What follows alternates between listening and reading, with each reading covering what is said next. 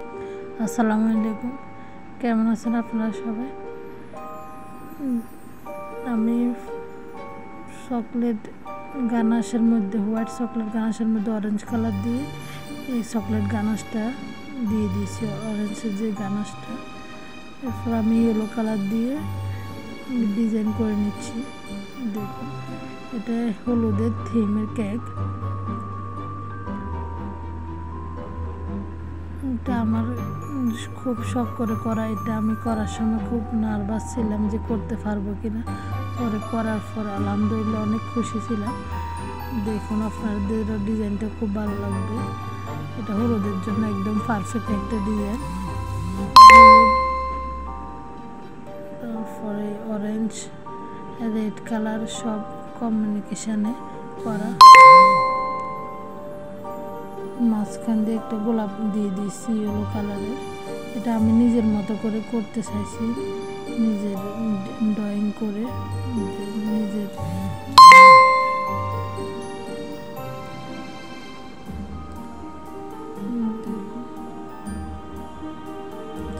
আপনাদের কাছে ভালো লাগলে অবশ্যই লাইক কমেন্ট করে পাশে থাকবেন, শেয়ার করবেন।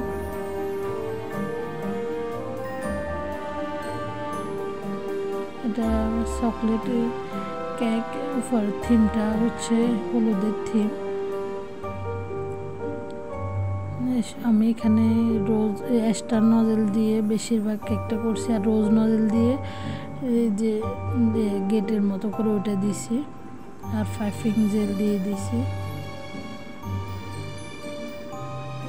এখানে বেশিরভাগ কাজে হচ্ছে স্টার নজেল দিয়ে আর রোজ নজেল দিয়ে এই কেকটা করছি আমি।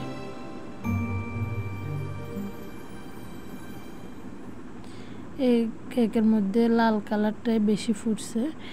দেখুন, লাল কালারটা দেওয়ার পরে বেশি ফুটতেছে। আমি লাল, হলুদ, অরেঞ্জ এই সব কালার মিক্স করে দিছি, কারণ হলুদের থিমের কেকে হলুদ একটা ভাব আনার জন্য সব কালারে মিক্স মানে একসাথে দিলে অনেক সুন্দর লাগে।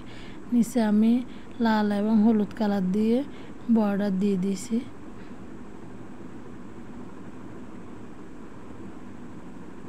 এরপর নাম লিখতেছি। আমার নাম লেখার সময় আমার গানাশটা অনেক সমস্যা করছে, কেন জানি না, এমনি গানাশটা পারফেক্টই ছিল। পরে নাম লিখতে একটু কষ্ট হয়েছে, পরে লিখছি। নাম লেখার পরে আলহামদুলিল্লাহ অনেক সুন্দর লাগছে। আপনারা আমার কেকের ডেকোরেশন দেখেন, ডিজাইনটা দেখার পর যদি ভালো লাগে অবশ্যই আমাকে সাপোর্ট করবেন, পাশে থাকবেন। আল্লাহ হাফেজ। চ্যানেলটা সাবস্ক্রাইব করবেন।